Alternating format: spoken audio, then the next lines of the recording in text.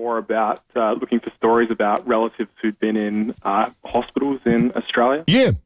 I've done, this will lead into what I'm going to, mention about the hospital, but I've done some conservation work over the years, and I actually used to go out to a lot of remote areas with my uncle when he was a professor in Broome, where I'm from. Yeah.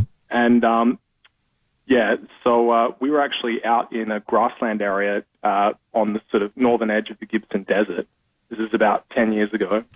And it's a really remote place, and we were pretty isolated out there just by ourselves.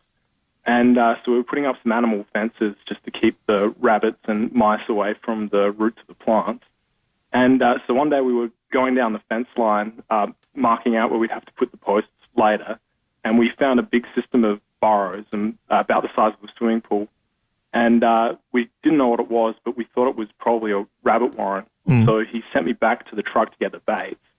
And so I was gone about 10 minutes. And when I got back, I found him bent over, holding his arm. And he said that he'd been sitting with his back turned to the burrows when he felt something grab on from behind. Yeah. And so I checked his forearm, and there were two big gash marks. So I thought it was a snake bite. Yeah. And so we drove overnight to a mining camp that had a small hospital that could deal with that sort of thing. And the doctor took some blood and tested it against a computer and decided that it was just a dry bite. So that means he thought he couldn't find any venom in the bite. And so he bandaged it up, gave some painkillers to my uncle, and then just sent us off.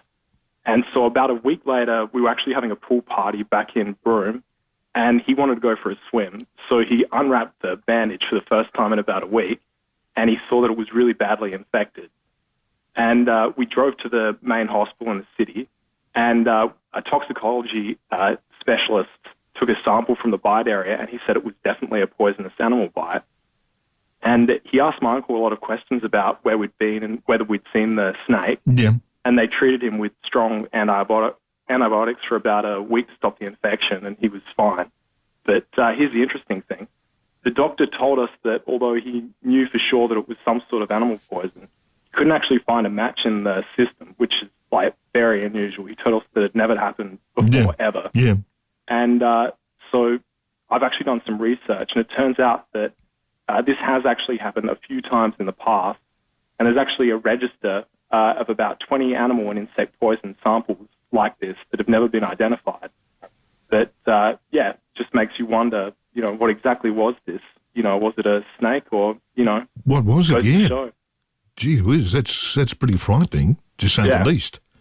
But it just shows you how inhospitable our environment is here in Australia. Yeah, and just undiscovered as well. Yeah. People talk about the bottom of the sea, that it's undiscovered, but, you never really know what's out there in the outback. No, you don't. But you've always got to be vigilant with everything you do when you're out there, because you don't know what's around the place. And even when you're camping, even if you're in a tent, you've got to make sure that if you've got a sleeping bag, that it's rolled up during the day and it's put up somewhere high where a snake can't crawl into it or anything else. That's right. Right. Right. Cool. That's all I really have to say. But, no, that's a very interesting story, Rupert. Thank you very much for sharing with us. All right. Have a good show. Good on you. Yeah, thanks very much. 8223 0000 is the interactive number. That's a fascinating way to start off our program this evening too, with a very interesting story. I wonder how many other stories are out there like that as well.